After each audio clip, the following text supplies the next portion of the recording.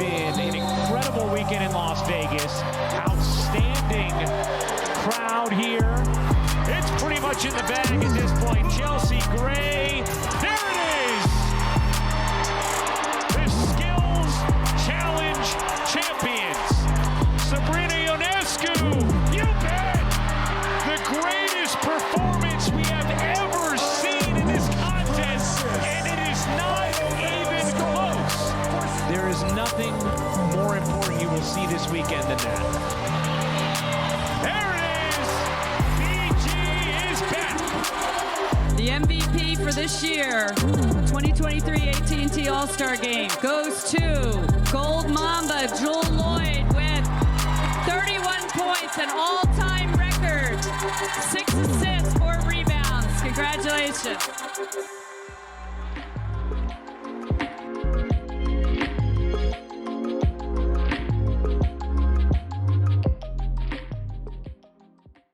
This is the pivot where we talk about topics that are central to our game. Today we have Meredydd Hardie, aka Hardie Girl, who is one of the most respected sneakerheads across Canada and a super fan in the WNBA. We also have Noor Zainab, who is a part of Homestand, a sports pop culture platform highlighting all sports across the globe, including the women's game. So we appreciate you guys taking the time for both, and don't mind my voice. It's recovering right now. We'll carry the burden for you today, Sab. Just take it easy. Thank you. Thank you very much. Okay, let's jump into it. We all saw All-Star Weekend, of course, for the WNBA. A lot of impressive things happen. You know, we got to jump right into Sabrina Ionescu. She shot the lights out. We saw the return of Brittney Griner, as well as the fact that Jewell Loyd ended up winning MVP as well. So jumping into kind of a fun question in this case, but what are your thoughts on if you had to make a starting 5 co-ed for all-star teams? You have 3 WNBA players and 2 NBA players. Who would your starting 5 be? Noor, I'm going straight to you.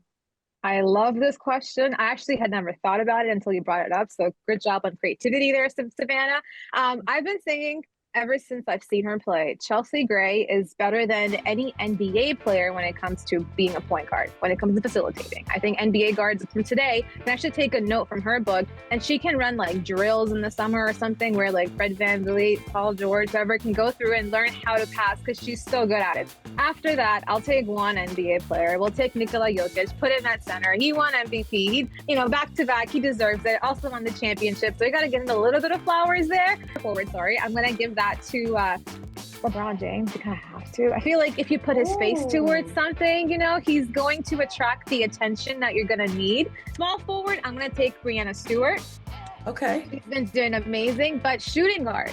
From what Sabrina Ionescu did at that All-Star game and at that skills challenge, she has to be the shooting guard. I was debating putting her at point guard too, but I'm like, put her next to Chelsea Gray and watch her take those threes. I love that starting 5. I thought of almost all of those names because I also gave this a ton of thought because I don't know why it became so important to me that I do this right, but I really wanted to get it right. I also wanted to pick players that are going to give us great sound bites and are going to give us great fits before the game. So for my first player, I picked somebody who checks all those boxes and went off in the All-Star game, and that's Kelsey Plum.